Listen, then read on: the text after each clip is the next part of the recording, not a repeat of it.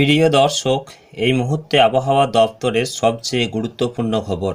বঙ্গোপসাগরে নিম্নচাপের প্রভাবে শুরু হয়েছে বৃষ্টি। আবহাওয়া দপ্তর সূত্রের খবর, এক্ষুনি আকাশ পরিষ্কার হওয়ার কোনো সম্ভাবনা নেই। বৃষ্টির দুর্ভোগ বাড়বে আরও কয়েকটা দিন।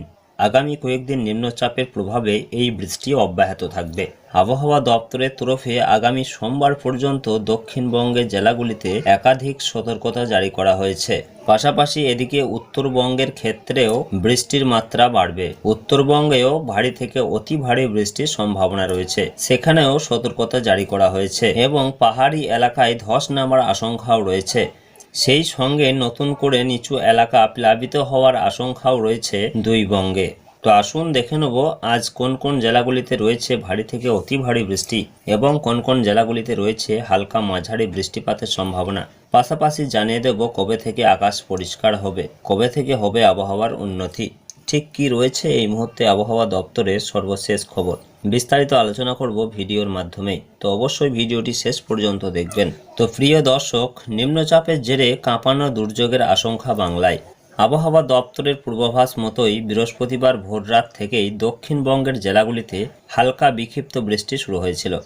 দক্ষিণবঙ্গের অধিকাংশ জেলায় মেঘলা আকাশ সঙ্গে ঝিরে ঝিরে বৃষ্টি। বঙ্গোপসাগরে যে ঘূর্ণাবর্ত ছিল সেই ঘূর্ণাবর্ত ইতিমধ্যেই নিম্নচাপে পরিণত হয়েছে, তার জেরেই এই বৃষ্টি।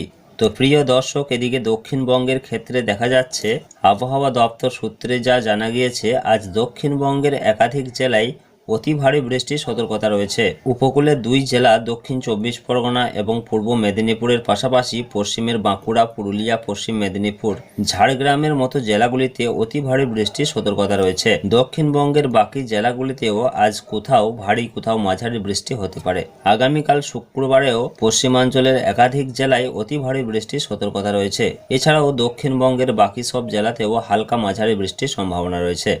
আগামী কয়েকদিন দক্ষিণবঙ্গের সব জেলাতেই ভারী থেকে অতি ভারী বৃষ্টির এমনকি মাঝারি বৃষ্টি চলবে দফায় দফায়। বৃষ্টির পাশাপাশি 30 থেকে 40 কিলোমিটার বেগে ঝোড়ো হাওয়ার দাপট থাকবে।